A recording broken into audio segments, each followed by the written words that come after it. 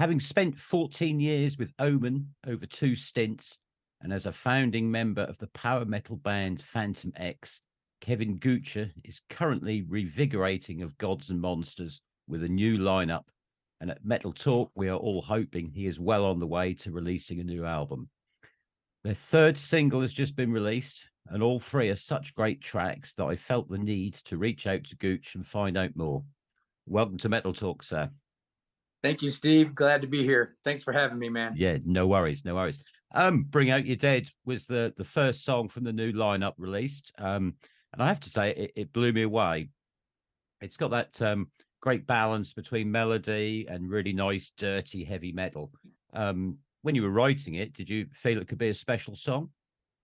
Yeah, actually, there's two songs on that we recorded with the new lineup that Ira Black completely wrote the music, the lyrics, melodies, and I just followed him. This is one of the ones that Ira did. Now, I did put my, spin on it as a vocalist, right. But yeah, Bring Out Your Dead, that's an Ira Black song. And I changed a couple of words, but to suit me, but it's pretty much him. He had a vision with that song for sure. Cool. Does he have the best hair in heavy metal? Pretty much. I think so. I'm jealous. I would love to have his hair. It's awesome. So would I. Would I. I mean, it's Bring Out Your Dead. It's a great song. It really grabbed my attention. It shows what a great four-piece you are together. Obviously, you've got Bjorn Englund and Simon Wright, who are a top-notch rhythm section. Absolutely. Is it your friendship with them that helped get them on board?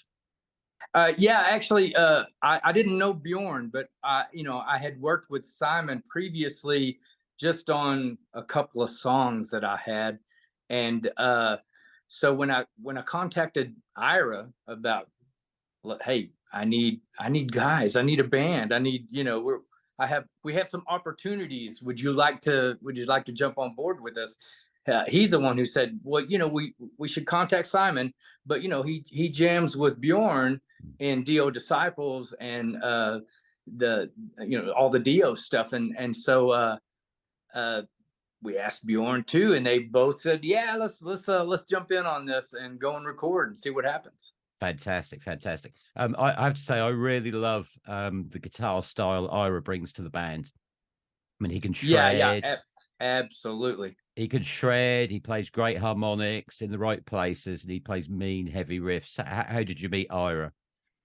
I met Ira many, many years ago. I think I've known Ira longer than I've known Simon or Bjorn, for sure.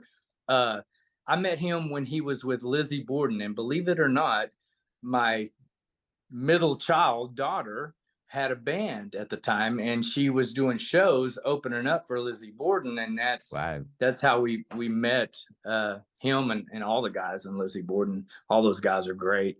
Cool. Is that the daughter that was on the MTV show, or the? Yeah, absolutely.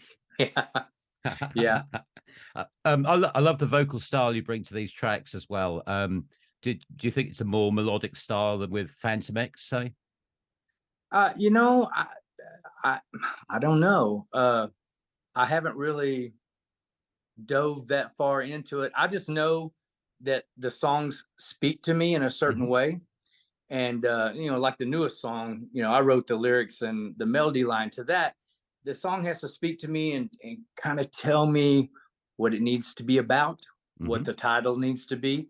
And the music kind of dictates what you can and cannot do with the melody line. So I try to push that envelope as much as I can. I like things to be melodic. I come from that style of metal music. I've never been a screamer that much or a growler. Yep. Always liked guys like Ronnie James Dio and Bruce Dickinson and Rob Halford. Those are the guys that I've always loved. So I'll probably always sing kind of like that when it comes to heavy metal. Okay, let's go. I mean, your voice sounds really great on these. Bring Out the Dead video, that looked fun to shoot. Is that you with the walking stick and the candle lantern at the start? Yeah, because I couldn't afford to hire any real actors, so I had to venture out off on my own. Great, great. Brace for Impact. That was the second single. I love this one too. It's a more straight ahead rocker. I love your kind of doubled vocal on there, and Bjorn stomping along wonderfully. And it's got another great solo section in. Yeah, Ira, man, I can't talk enough good stuff about Ira. He's just one of those guys that knows what to do, when to Yep. do it at the right time. And he's just got that beefy guitar tone, you know, and Oh, it's that's wonderful. it's one of the things I've always, and he's aggressive. The way he hits those strings, Yep. I'm like, well, I'm waiting for them all to break, you Yep. know, because he hits them so hard, very aggressive. Yeah, you can see him on the video. You don't see his face that much. It's just head down, twanging away. Hair and guitar. I mean, Brace for Impact. I mean, I always got a great riff on there. Yeah, again, there's super harmonics, and you know, you've no problem with throwing in an extended solo section. Yeah, how do you work at kind of structuring the songs? You know, Ira came to me with a batch of songs. He said, you know, check them out. We'll, you know, we can work on some of these. We can write some new stuff. It just seemed like everything he brought to the table was perfect. You know, I loved the arrangement. I loved the, you know, the solo. Man, he needs to shine out as much as even Simon, even Bjorn, when they need to shine out when they can shine out, you know, and all of them know when to do stuff and when, you know, to pull it back a little bit, let the vocals do their thing, whatever, you know. So it was a fairly easy process of picking the songs. You know, Ira pretty much had them ready, arranged the way he thought they should go. I don't think we touched on the arrangements at all, as far as I can remember. Yeah. Cool. So that kind of brings us to new single, Eyes to the Skies. Yeah. Again, this is super. That's another Ira song, is it?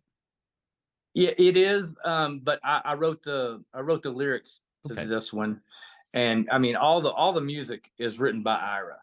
He had all these songs prepared. You know, I don't know if he's just been hoarding them away or whatever, but we got to do them, and I think it's a good collection of songs. But this one in particular, his best friend had just passed away, like weeks into us doing this project, and he sent me this song, and you know, he was just kind of giving me some emotions for it, you know. And I was like, you know, originally I thought Eyes to the Skies, well, this would be a really good song about aliens or something like that, you know.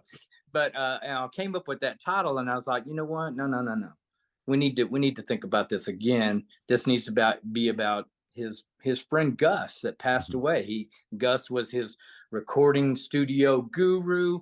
They worked on many projects together, and when he passed away, it was a big blow for Ira. I was like, you know what, it's time to pay tribute. It's time to pay homage to Gus. So that's what the song's about. Him passing away. R.I.P. Gus. Yeah, I mean, it's that puts another perspective. It's almost goosebumpy. Yeah.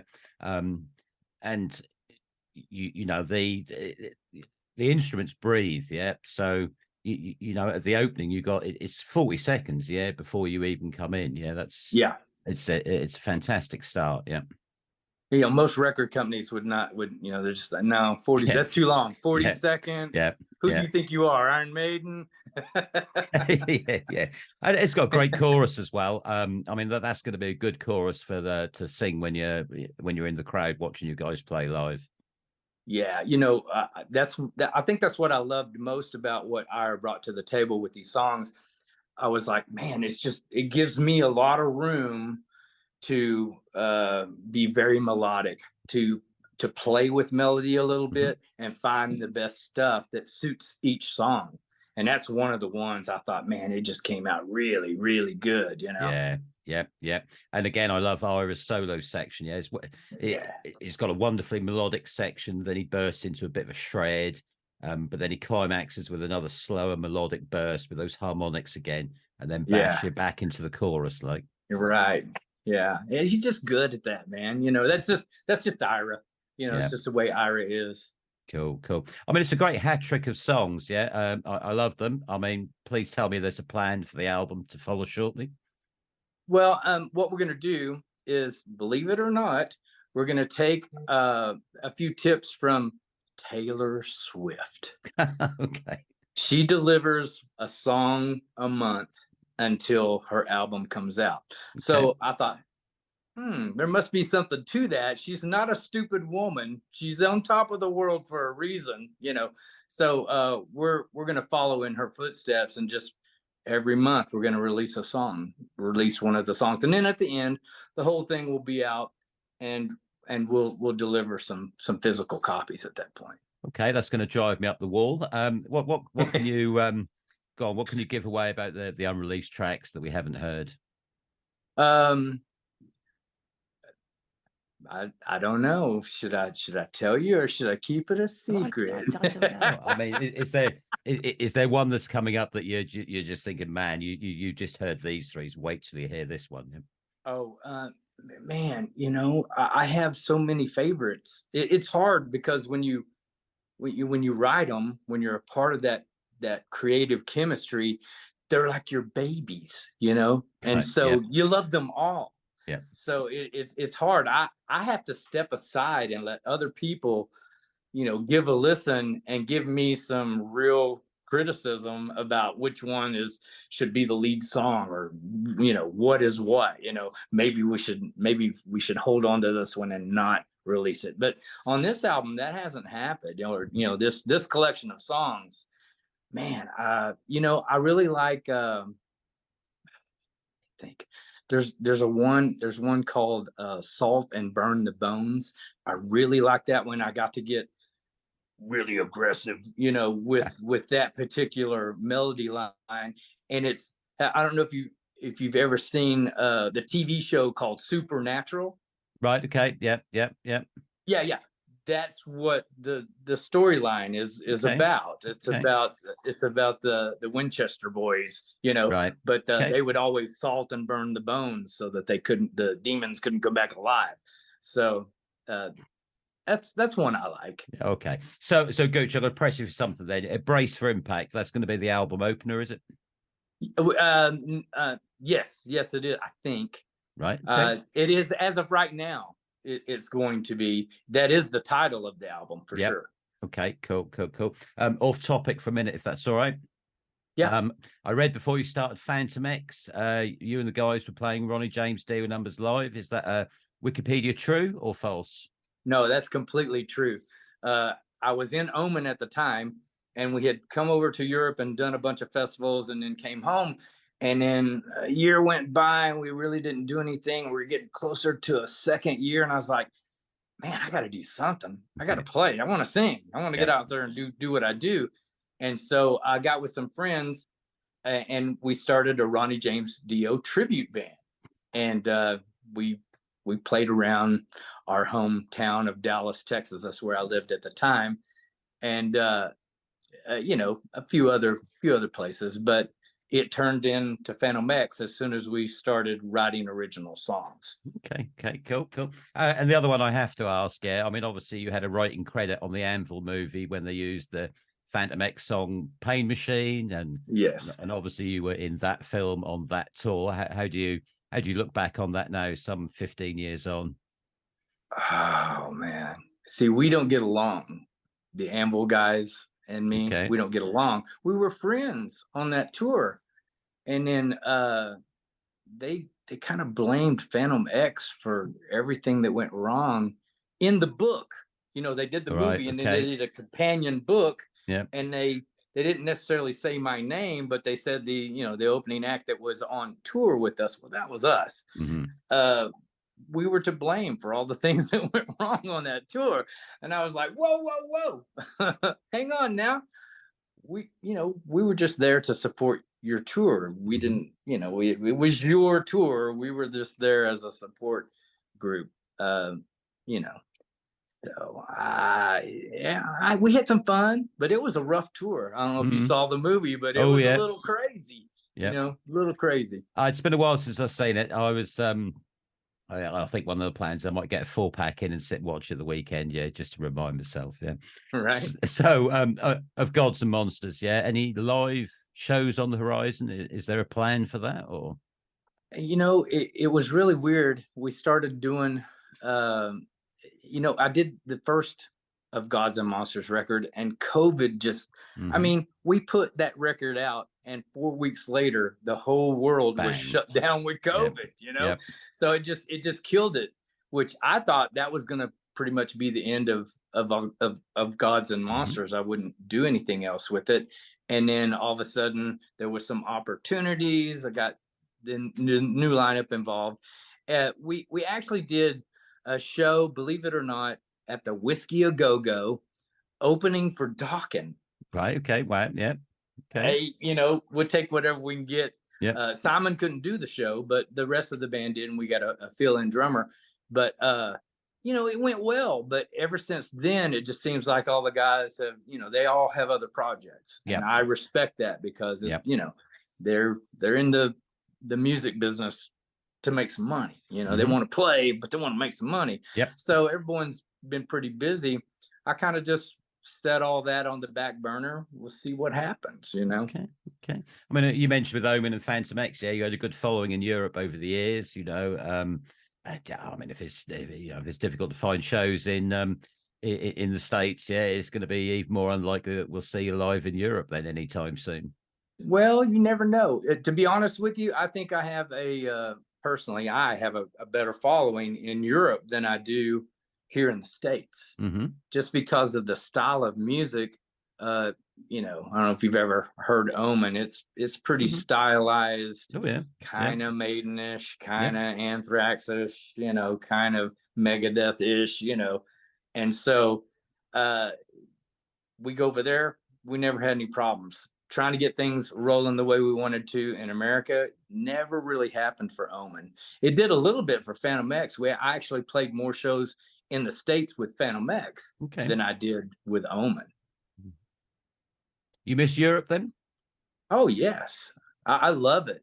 You know, I've always said I've been proud that I have friends all over the world. You know, because I've gone and played and met people, and people that I've known for years and years and years, just because I went over there and played, and they came to the show, met, you know, we hung out, we partied a little bit, you know, that sort of thing. And we've kept in touch over the years. So when I haven't been to Europe in, I think, 5 years, you know, since before COVID. And you know, I miss it. I miss my friends. I miss the reaction. I miss the fun. It's a lot of fun. Good times. And a lot of short traveling distances between gigs. Oh yeah. Well, see, like here in America, man, you can go from, you know, if you've got one of those booking agents that uses the dartboard method, you can find yourself in 12-hour drives from city to city. Man, it wasn't like that when in Europe. You know, our booking agent was pretty good and kept us relatively close from gig to gig. You can't get in too much trouble when it's just an hour's drive.